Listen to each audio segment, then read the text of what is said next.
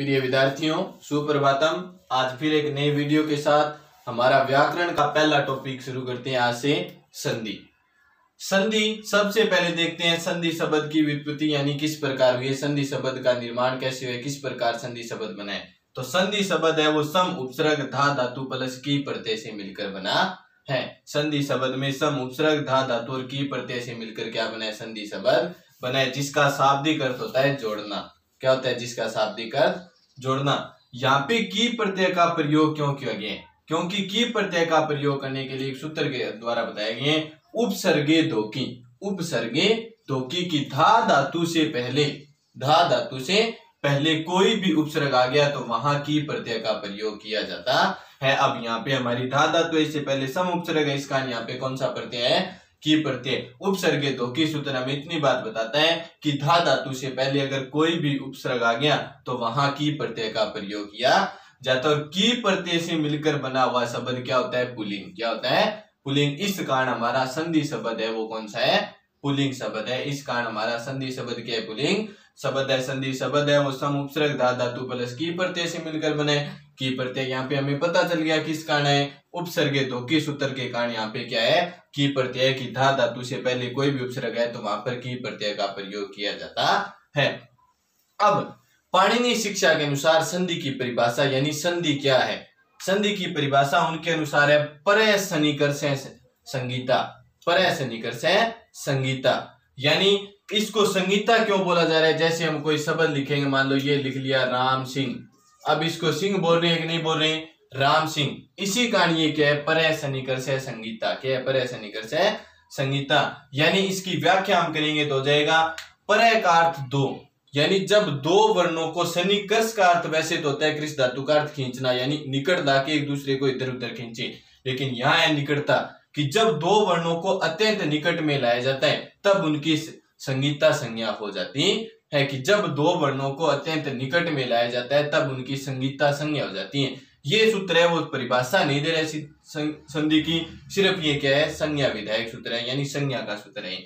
साधारण सी परिभाषा देखे संधि की तो है वर्ण प्लस वर्ण, यानी जब वर्ण का मेल वर्ण के साथ होगा, वर्ण को वर्ण के साथ मिलाएंगे या वर्ण को वर्ण के निकट लेके आएंगे और उसमें जो परिवर्तन हो जाएगा वो परिवर्तन क्या कहलाएगा, संधि। क्या कहलाएगा, संधि। परिवर्तन का ही नाम संधि है कि जब वर्ण को वर्ण के निकट लाया जाएगा या दो वर्णों को अत्यंत निकट में लाएंगे, वर्ण वर्ण के पास आएगा, उनका मेल होगा तो उनसे जो परिवर्तन होगा वो क्या कहलाएगा, संधि। यानी परिवर्तन का ही नाम क्या है, संधि है। अब सिद्धांत कौमुदी के अनुसार संधि कितने प्रकार की होती है।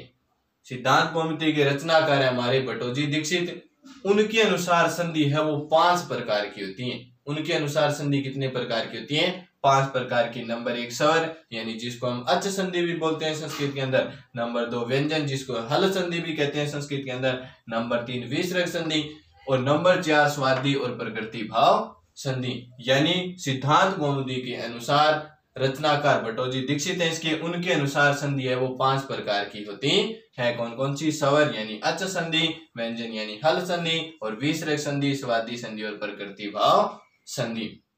अब लघु सिद्धांत कौमुदी के अनुसार इनके रचनाकार है वृद्धराज, उनके अनुसार है वो संधि है वो 3 ही प्रकार की होती है, स्वर संधि, व्यंजन संधि और विसर्ग संधि।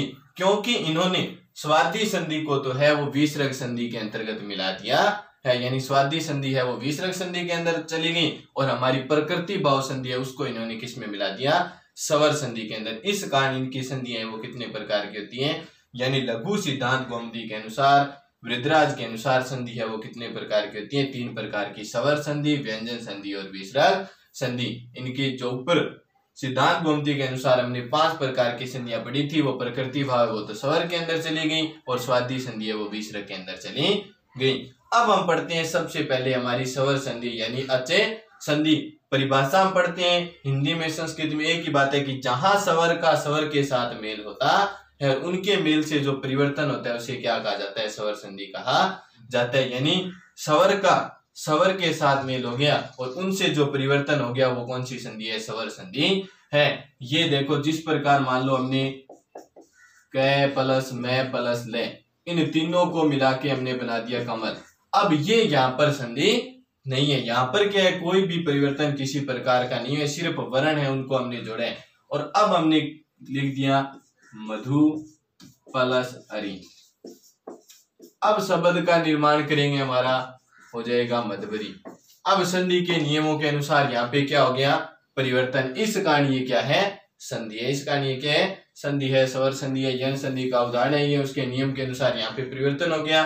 तो यहाँ पे परिवर्तन ही और यहाँ पे परिवर्तन हुआ है। तो स्वर संधि की परिभाषा, मुख्य बात हमें ये याद रखनी है, परिवर्तन का ही नाम क्या है, संधि है। कि जहां स्वर का स्वर के साथ मेल होता है, उनके मिलने से जो परिवर्तन होता है, वो परिवर्तन कौन सी संधि कहलाता है, स्वर संधि कहलाता है। आज हम सबसे पहले स्वर का पहला भाग पढ़ते हैं, दीर्घ स्वर संधि या दीर्घ अच संधि।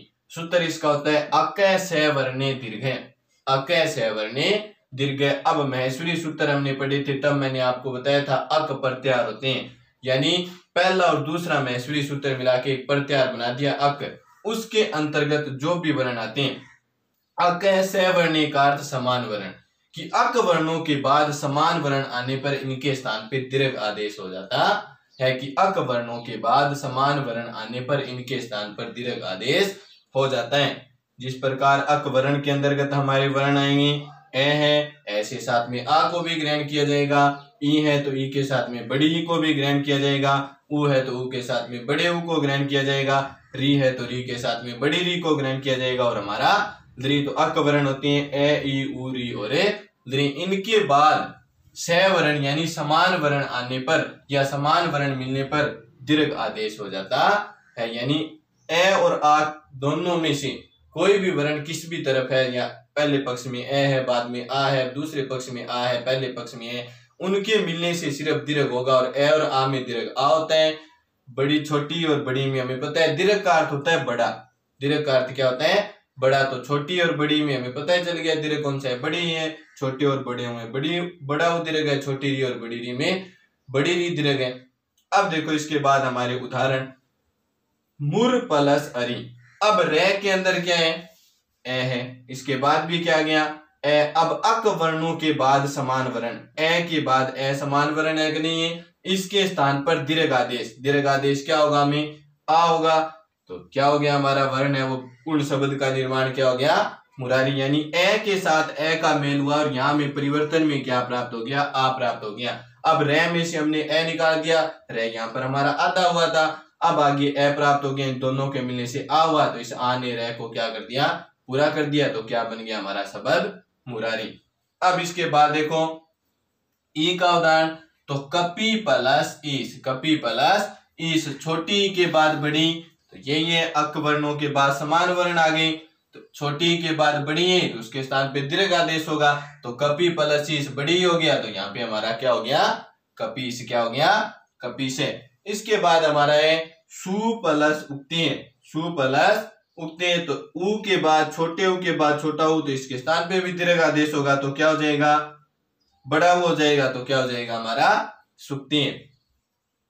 इसके बाद हमारा आ गया मातृ प्लस ऋणम, यानी छोटी री के बाद क्या आ गया, छोटी री। छोटी री के बाद छोटी री है तो इसके स्थान पे कौन सा हो जाएगा, बड़ी री आदेश होगा। तो बड़ी री आदेश होने पर हमारा क्या बन जाएगा, मातृणम। क्या बन जाएगा, मातृणम। ये हमारी संधि की हमने साधारण परिचय पढ़ लिया। दीर्घ संधि पढ़ी है, दीर्घ संधि में बिल्कुल नॉर्मल सी बात है, दीर्घ वर्णों का निर्माण होगा। तो अंत में आपके लिए आज इतना ही, 3-4 उदाहरण है वो मैं आपको बता के जाता हूँ, वो कमेंट बॉक्स में मेरे को जवाब देना है उनका। पहले भी मैंने महेश्वरी सूत्र वाले वीडियो में कहा था, अभी कमेंट में जो भी अच अल प्रत्याहार के बारे में मैंने कहा था उनका जवाब अभी तक नहीं है। तो नियमित अध्ययन अपना जारी रखें और जवाब दें प्रश्नों का। तो पहला आपके लिए उदाहरण है पितृ प्लस ऋणम, पितृ प्लस ऋणम। दूसरा आपके लिए उदाहरण है रवि प्लस ईसे, रवि प्लस ईसे। तीसरा आपके लिए उदाहरण है लघु प्लस उत्तरे, लघु प्लस उत्तरे। और चौथा आपको विच्छेद करना है, शिवाल्य, शिवाल्य शब्द है उसका आपको क्या करना है, विच्छेद करना है। आज के लिए इतना ही। जयतु संस्कृतम जयतु भारतम। धन्यवाद।